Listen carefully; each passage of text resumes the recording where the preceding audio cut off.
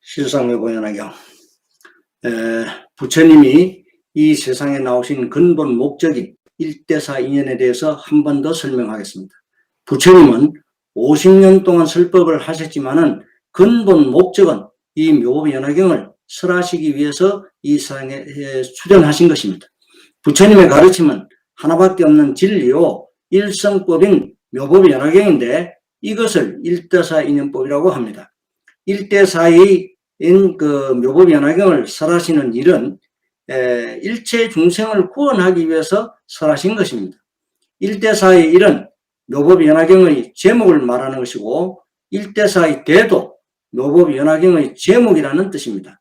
부처님의 법은 하나지 둘, 대시, 셋, 넷이 아니기 때문에 일대사의 대라고 한 것입니다. 일대사의 그 사는 모든 부처님이 이 세상에 출현하시는 의식을 사라고 합니다.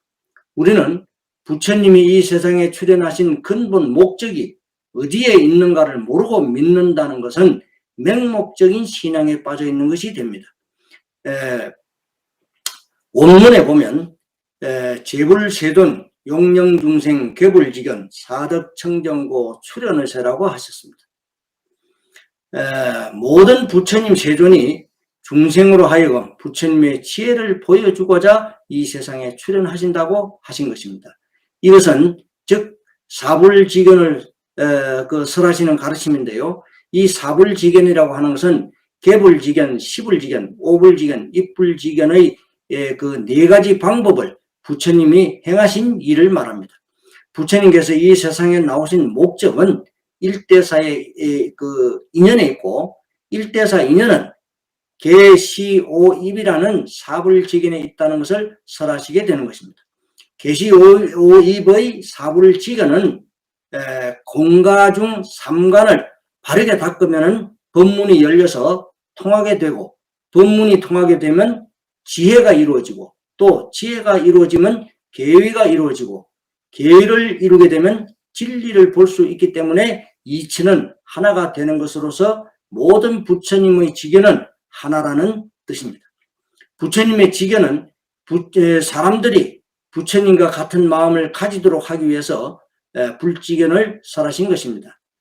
사람이 묘하다는 것과 깨닫는다는 근본이 어디에 있는가를 바르게 알아야 하겠습니다. 미혹한 마음의 근본은 자기 자신의 생각에서 생기게 되고 자기 자신만의 입장에서 생각하는 것을 버리는 것이 첫 번째로 깨달음에 드는 길입니다.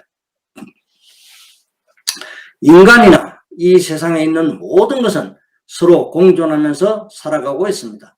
서로가 공존하는 것도 우연의 공존과 필연적인 공존이라는 이 두 가지가 있는데요. 우연의 공존이라는 것은 조화를 이루고자 무엇을 만든다든지 하는 것은 필요에 의해서 편의상 임시로 모양을 만들어서 같이 있는 것이지만은 같이 있어야 할 필요가 없어졌을 때는 서로 떨어지게 되는 것을 우연의 공존이라고 합니다. 반면에 영원히 떨어지지 않는 것은 필연적인 공존이 되겠습니다. 이 필연적인 공존에도 두 가지가 있어요. 첫 번째 기계적 공존과 유기적 공존입니다. 기계적 공존이라는 것은 어떤 하나의 기계가 있다고 할 때 여러 가지 부속이 서로 만나서 돌아가게 되죠. 이 부속 하나하나가 서로 공존하는 것이 기계적 공존이라고 합니다. 또 기계에서 하나의 부속을 빼가지고 다른 기계의 부속과 바꿔가지고 기계를 돌려도 돌아가게 되는데 이것 또한 기계적 공존이 됩니다. 그러나 하나의 모양을 갖추고 있는데 그 중에 한 부분이 떨어져 나갔다고 하게 되면 그 어떤 모양에서 떨어진 부분은 아무런 의미가 없어지는 것이 되는데 이것을 유기적 공존이라고 합니다. 그렇다면 부처님과 중생의 관계는 어떤 관계인가 하면은 바로 유기적 공존이 되겠습니다. 왜 그런가 하면 부처님께서는 중생들의 고통을 부처님의 고통으로 생각하시고 중생들의 즐거움도 부처님의 즐거움으로 생각하시기 때문에 부처님과 중생의 관계는 유기적 공존이 되는 것입니다. 사람은 혼자만이 살아갈 수가 없고요. 다른 사람과 더불어 살아가게 되는데 이것은 필연적이라고 할 수 있습니다. 그렇다면 사불지견 중에 개불지견은 무엇인가? 개불지견이라는 것은 부처님의 지견의 문을 연다는 뜻으로서 부처와 중생이 서로 공존하는 관계를 설하신 것인데 부처님의 마음은 불지견의 지가 되고요. 부처님의 눈으로 일체의 그 모든 생명 있는 것에 대해서 모두 다 본다는 것은 곧 불지견이 견이 된다는 것입니다. 모든 중생들은 부처님의 청정한 성품을 본래부터 갖추고 있지만 여러 가지 번뇌와 스스로 지은 업으로 인해서 청정한 마음이 가져져 있기 때문에 부처님의 그로부터 지혜의 그 법문을 듣고도 더러운 마음을 깨끗하게 씻어서 본래 갖추고 있는 맑고 깨끗한 부처의 성품을 드러내는 것을 부처님이 지혜의 문을 열어주신다고 하는 것이 되는데 스스로 지은 업은 스스로가 닦아나가야 하는 것입니다. 모든 사람에게는 부처님의 성품이 갖춰져 있다는 것을 알게 하는 것, 이것이 곧 사불지견인데 개불지견, 시불지견, 오불지견, 입불지견 중에서 즉 부처님의 성품이 가져져 있다 하는 것을 알게 하는 것, 이 사불지견 중에서 열어 보인다 하는 것은 즉 개불지견과 시불지견이 됩니다. 이것은 삼관인 공가중을 닦고 밖으로는 묘법연화경을 제목을 부르고 법의 비를 내리게 해서 아주 어둡고 어두운 마음을 씻어버리고 본성이 나타나서 지견이 밝아지게 되면 어두운 마음이 없어지기 때문에 개불지견이다라고 하는 것입니다. 사람에게는 좋은 성품과 나쁜 성품이 있는데 이것이 본성입니다. 사람은 본능으로 인해서 자식을 낳거나 하게 되면 보고 키우는 즐거움도 있고 성공했다는 기쁨도 있는데 이러한 즐거움이 자기 자신의 즐거움으로 생각하는 인간의 그 좋은 본성이 나타나게 되지요. 이 좋은 본성을 드러내느냐 나쁜 마음을 드러내느냐가 가장 큰 문제인데 그 본성 중에 불성이라는 것이 있다는 것입니다. 이 불성이라는 것에는 세 가지가 있는데 첫 번째는 정인불성, 그리고 두 번째는 요인불성, 세 번째는 연인불성이라는 이 세 가지가 있습니다. 그렇다면 정인불성은 무엇인가 하면 인간이 나면서부터 밝은 마음을 갖추고 있는데 밝게 갖추고 있다는 것은 부처님의 가르침을 수행해야 된다는 것도 모르고 주어진 여건에서 분별하지 않고 자신도 모르게 저절로 말과 행동으로 나오게 되는 것이 본성입니다. 그 본성이 근본이 되니까 점점 성장해 가면서 고통이 생기면 자신의 고통으로 삼고 또 모든 사람들의 즐거움도 자기 자신의 즐거움으로 생각하게 되는 부처님의 경지에까지 이르게 되는 것이 정인불성이라고 합니다. 그렇다면 세 번째 요인불성이라는 것은 무엇이냐? 사람이라는 존재는 주위 환경과 자신이 지어온 일업으로 인해서 많은 방해를 받기 때문에 부처의 성품이 발달하지 못하게 되고요. 궁극에는 욕망이 더해가지고 부처의 성품이 더 발달하지 못하는 것입니다. 자신의 욕망을 충족하고자 하면 끝이 없습니다. 또 물질적인 욕망도 끝이 없기 때문에 불성을 이루고자 하면 부처님의 가르침을 바르게 배워야 하고 또 노력해서 잘 가꾸어지는 것이 요인불성이라고 합니다. 사람은 태어날 때부터 타고난 불성을 잘 가꾸어 나감으로 해서 부처가 되는 인연이 점점 가까워지게 되는데 이 요인의 요라고 하는 것은 완전하게 만든다는 뜻이 되겠습니다. 그래서 가장 훌륭한 부모가 되는 것은 자식을 이 묘법으로 인도해서 제목을 수지하게 하는 것이 되고 가장 큰 효도를 하는 자식은 묘법으로 부모를 인도하는 것이 됩니다. 세 번째 연인불성은 뭐냐? 부처님의 가르침을 학문적으로만 안다고 해서 되는 것은 결코 아닙니다. 믿음과 실천을 통해서 바로 이것이로구나 하는 것을 바르게 깨닫는 것이 연인불성입니다. 이러한 것은 실천하는 노력으로 인해서 자기 것으로 만들어가는 것이 삼인불성으로서 이 삼인불성은 셋이 아니고 궁극에는 하나에서 나오게 된다는 것입니다.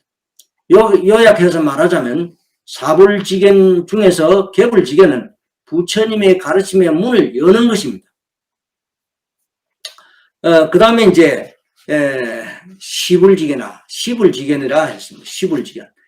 부처님은 중생에게 부처님 지혜를 보여주고자 세상에 출현하신다고 하셨습니다. 시불지견은 자기 자신에게 얽매여 있는 마음을 깨끗하게 없이 하는 것인데 부처님의 훌륭한 가르침을 보여주는 것이 곧 시불지견입니다. 사불지견 중에서 그 세 번째는 오불지견이라고 합니다. 오불지견은 중생으로 하여금 부처님의 지혜를 깨닫게 하고자 세상에 출현하신다라는 뜻이죠. 오불지견은 스스로 들어오게 하시는 것인데 부처님으로부터 구원을 받고자 한다든가 부처님을 가까이 하고 싶다든가 부처님의 경지에 도달하고 싶다든가 하게 되면 반드시 스스로 노력하겠다는 그 생각으로 실천을 할 수 있도록 가르쳐주는 것이 오불지견의 오가 됩니다.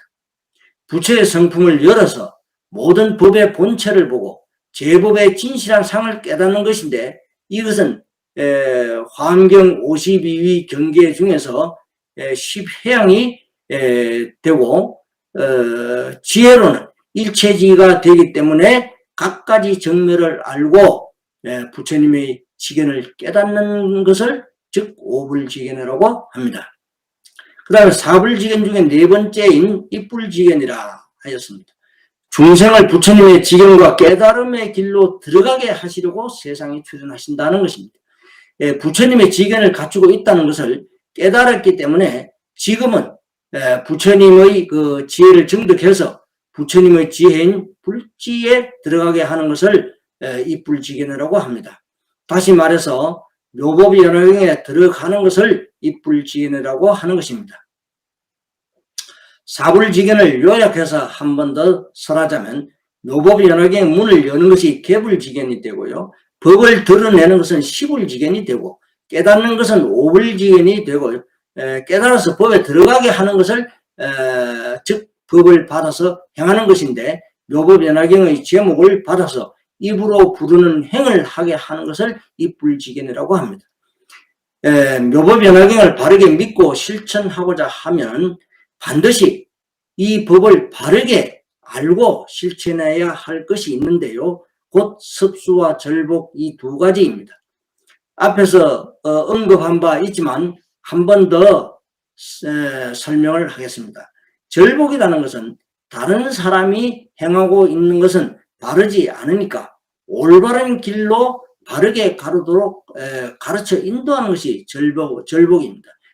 단칼에 잘라 없애버리는 것이 절복이 아니라 이 불교의 절복은 바르게 가도록 가르쳐 인도하는 것이 절복입니다. 잘못된 것이 있다 하더라도 반드시 바른 길로 또 바르게 가도록 가르쳐서 인도해야 한다는 것입니다. 그렇다면 섭수는 무엇이냐? 다른 사람이 행하고 있는 것은 바르게 하고 있기 때문에 완전하게 노력하게 하는 것을 돕는 것을 섭수라고 합니다.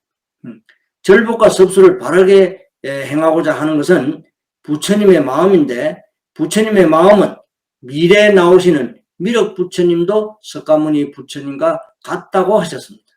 부처님께서 수많은 법을 설하신 것은 오직 일성법인 이 묘법연화경을 위해서 수많은 경을 설하신 것이 됩니다. 당나라 묘락대사가 설하시기를 애써서 불성을 발휘하는 것은 마치 광산에서 광석을 캐내 가지고 빻아서 순금을 걸러내는 것과 같다라고 하셨습니다.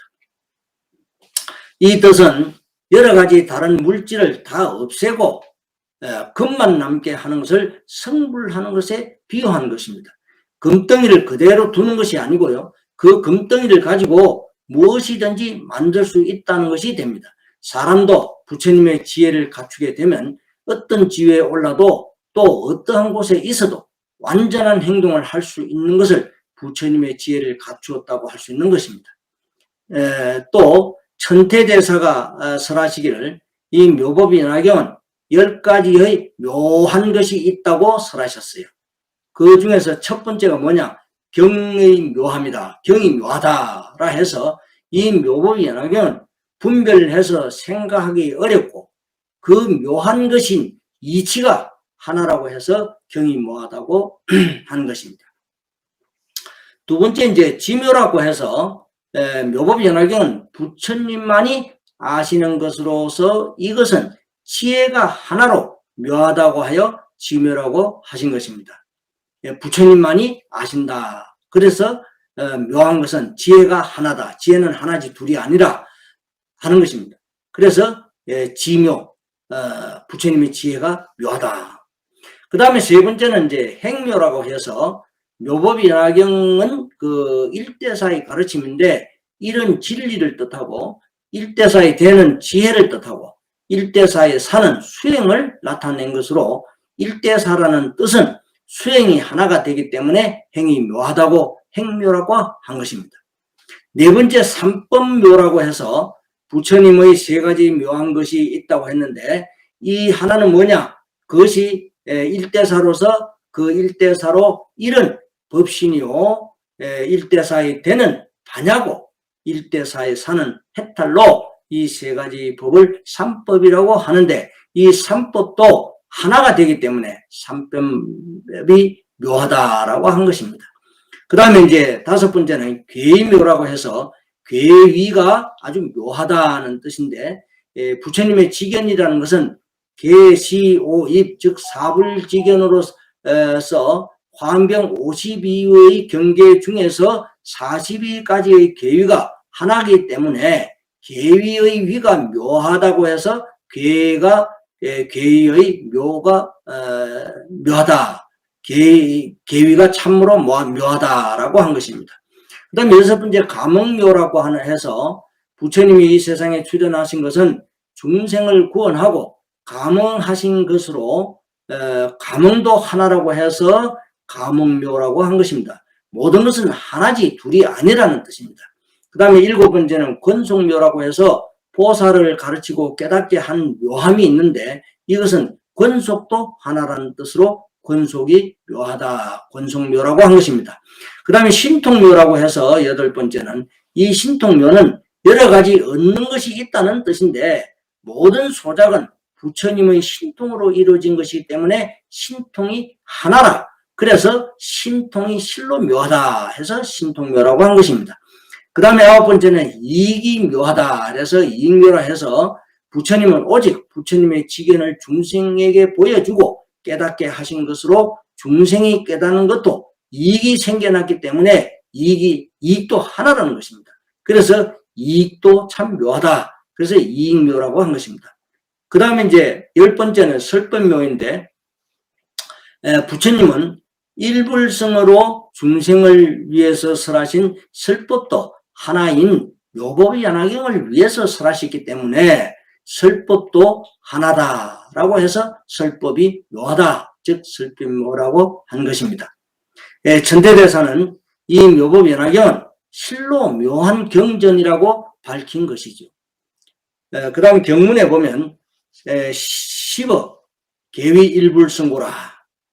이 법도 다 일불성을 위한 까닭이니라. 이 말씀은 진실한 말하자면 가르침이라, 즉 진실을 드러내는 것입니다. 모든 부처님의 신법, 즉 마음법은 과거의 부처님이나 지금의 석가모니 부처님이나 미래에 오실 미륵 부처님도 다 똑같이 이 묘보연화경을 설하신다는 것을 밝힌 것입니다. 석가모니 부처님은 사바세계에 머무시면서 과거의 부처님과 같이 방편을 열어서 진실을 나타내고 중생들에게 큰 이익을 주시고 중생을 편안하게 하시는데 궁극에는 일불성에 들게 하고자 하신다는 뜻입니다. 석가모니 불도 부처님이 되기 전에는 보살로서 4가지 서원을 세우게 됩니다. 서원에는 2가지 서원이 있는데요. 총언과 별언이라는 것이 있습니다. 총언은 일반적으로 사용하고 있는 사홍서원이 되겠습니다. 사홍서원은 첫째, 모든 사람 구원하자. 2번째, 모든 번뇌 없애자. 3번째, 모든 법문 배우자. 4번째, 부처님의 경계에 가까이 가자. 이 4가지, 즉 사홍서원이 총언입니다. 이 총언인 사홍서원은 묘법연화경의 가르침이 아니고서는 이루어질 수가 없는 것입니다. 그것은 일대사 인연법인 묘법연화경은 역급수행을 거치지 않고 미혹한 중생의 이 몸 그대로가 부차라는 것을 깨닫게 하시고 중생을 성불시키고자 설하신 일대사의 가르침이기 때문입니다. 그래서 사홍서원도 묘법연화경 보살들의 서원이 되는 것입니다. 별언은 무엇인가? 별언은 약사열애불이라든가 아미타불이라든가 관세음보살 부른다든가 또는 지상보살 부른다든가 각자 환경에 따라서 몇 가지씩의 원을 세워가지고 바라는 것을, 즉 기도하는 것을 별언이라고 합니다. 이 별언도 중요하겠지만은 총언을 세우면 별언은 저절로 이루어지게 된다는 것을 알아야 합니다. 그래서 총언을 세우고 하게 되면 큰 원을 세워서 작은 것은 그 속에 다 들어가기 때문에 저절로 얻어진다는 뜻이 되겠습니다. 그 다음에 이제 원문에 보면 재불출어 오탁악세 소위급탁 번뇌탁 중생탁 견탁 명탁이라 모든 부처님께서 오탁악세에 출연하시느니라 이른바 급탁 번뇌탁 중생탁 견탁 명탁이 있다. 요걸 이제 말법의 오탁악세라고 그러는데요. 말법을 오탁악세라고 그러는데 이 시대에 부처님이 이러한 5가지 탁한 것이 있다라고 설하신 것입니다. 그렇다면은 오탁 중에 급탁이라는 것은 뭐냐? 오랜 세월 동안 사람이 살아가는 세상은 부정한 일이 생기게 됩니다. 부정한 일을 저지르게 되면 부패하게 되죠. 잘못된 방법으로 살아가다 보면 자신도 모르게 자기 자신을 생각하게 되고 남을 생각하는 마음은 점차로 줄어들게 됩니다. 이렇게 되면 사람이 살아가는 세상은 아주 복잡하게 얽히게 되죠. 남을 이해하려는 것보다는 자기 중심적으로 모든 일을 생각하게 됩니다. 말하자면 잘못된 판단으로 인해서 이웃과의 관계가 악화되고 또는 점점 사악하게 되고 또 서로를 믿는 마음이 부족하게 되고 또 서로를 불신해서 사회가 혼란이 오게 되는 것, 이것을 급탁이라고 합니다. 그렇다면 번뇌탁이란 무엇이냐? 오랜 세월 동안 살다 보면은 모든 것을 자기 중심적으로 생각하게 되고 행동하다 보면 미혹한 마음이 생기게 됩니다. 미혹한 마음은 108가지의 번뇌가 생기는 것을 말합니다. 이러한 번뇌는 모든 것을 자기 중심적으로 생각하기 때문에 생겨나게 됩니다. 인간으로서 가장 중요한 그 생명에 대한 것을 생각하는 것보다는 눈앞에 있는 이해득실만을 생각하고 자신의 이익만을 생각해서 욕심을 낸다는가, 작은 일에도 화를 낸다든지 나보다 잘하는 사람을 보면 질투와 시기심이 생겨가지고 그 사람을 이유 없이 미워한다든지 아주 작은 자기 자신을 중심으로 모든 것을 판단하고 자기 마음대로 해석을 해가지고 행동을 하게 되는 것, 이것이 곧 번뇌탁이라고 합니다. 다시 말하면 번뇌로 인해서 생겨나는 탁한 마음을 말하는 것입니다. 그 다음에 중생탁이라고 했는데 이 중생탁이는 뭐냐? 모든 사람들의 성품은 서로 다르기 때문에 여러 가지 잘못된 것이 생겨나게 됩니다. 사람은 각자 생김새도 다르고 또 마음도 다 다릅니다. 내가 노력하는 것을 다른 사람이 알아주지 않는다고 불평도 하고 원망도 하고 미워도 하게 되지요. 그러나 정작 자기 자신, 즉 나를 알아주지 않는다고 생각하는 자기 자신도 남을 이해하고 알아주려고 하지 않는다는 것이 문제입니다. 이것은 살아가는 환경이 서로 다르기 때문에 서로가 이해할 수 있는 부분이 적다는 뜻이 되겠습니다. 서로가 다른 생활 환경과 생각이 다르기 때문에 생겨나는 것, 이것이 곧 중생탁이라고 합니다. 그 다음에 이제 그 견탁이라고 하는데, 이 견탁이라는 것은 서로가 보고 이해하는 것이 다르게 생기는 것이 견탁입니다. 사람은 각자가 하는 일이 서로 다르고 또 모든 사물을 보는 것도 다르기 때문에 생겨나는 것이 견탁입니다. 하나의 물건을 놓고 오른쪽에서 보는 것이나 또는 왼쪽이나 아래쪽 또는 위에서 보는 것이 다 다르게 보이게 됩니다. 이렇게 자기가 보는 관점에서만 사물을 생각하는 것이 중생이죠. 각자가 가지고 있는 세계상을 보고 생각하는 세계관이나 또는 인생관이나 자연을 생각하는 그 자연관이 서로 다 다르기 때문에 자기 견해를 내세워서 주장하게 되면 서로 간에 마찰이 생기게 되고 서로 다투게 됩니다. 상대방의 입장이나 상대방의 마음을 헤아리지 못하고 자기 생각만 주장해서 생겨나는 것, 이것이 곧 견탁이라고 합니다.